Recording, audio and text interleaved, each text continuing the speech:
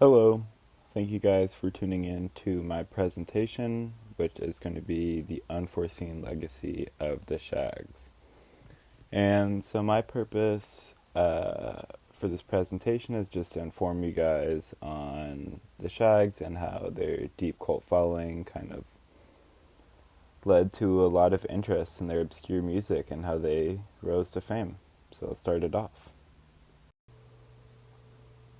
The Shags were an American all-female band, and they grew up and lived the vast majority of their life in Fremont, New Hampshire. And the band was formed in 1968, and unfortunately, they were forced to make music by their father. And this is pretty much most of their life, and this is how they kind of started to gain popularity and rise in their community. Austin Wiggin, their father, formed the Shags when his palmistry practicing mother predicted that he would marry a strawberry blonde woman. Eventually, he would have two sons after she died, and then his daughters would form a successful group. Having witnessed the very first two prophecies come true, he decided to give his preordained fate a little push. Soon after, the Shags were forced to make music by a father who physically removed them from school. While the Shags may have been expressing genuine emotion, it was not out of their free will. They had been forced to fulfill their father's prophecy, and in order to fulfill Austin's vision, Austin prevented the girls from going to school, kept them from making friends, outside the family, and perhaps counterintuitively, wouldn't let them listen to music, told the sisters on a BBC interview in 2011. However, when Austin died unexpectedly of a heart attack in 1975, the Shags immediately disbanded and resumed normal lives, working blue-collar jobs and starting families. As Dot, the main singer, later recalled, "We figured out we ended it, and we went on with our own lives. That was the end of it." And when Austin died, there was around only 900 to 1,000 copies of Philosophy of the World, their debut album, going around.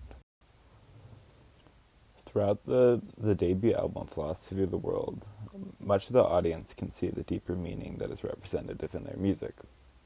The Shags were gaining attention from exactly the type of people that Austin despised: long-haired hippie intellectuals.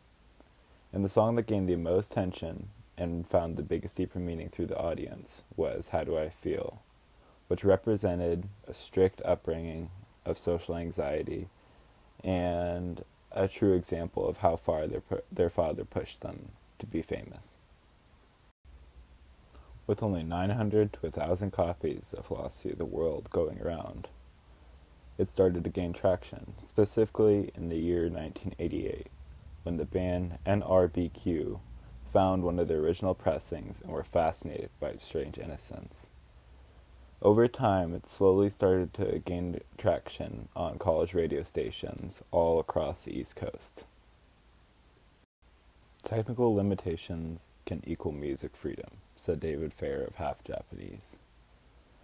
Throughout their debut album, the vast majority of their music is representative of the same artistic operation that artists like Frank Zappa, Captain Beefheart, and Daniel Johnston strived for. The Shags predated a trend of making music sound untrained, and we'll get into that just in the next slide. Their music is discordant, the melodies are bent, and it is deadpan. However, the big ideas soon become small in their voices. And even though each sister moves on at her own tempo, somehow the structure never falls apart. Most of those lyrics that they have represent the same ensuing anxiety that we talked about in the previous slides.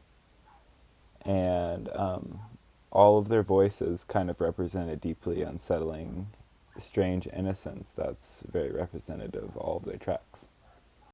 Austin and music critics both emphasize over and over again how pure and unaffected by outside influences the Shags were. However, this purity was purity of authority and claustrophobia, The Shags were never able to experience that joy of letting go. They represented a controlled and calculated approach to making music that was incredibly uncommon. The limitations created direction for the Three Sisters. It focused the mind and fostered a concentrating, controlled environment to create music.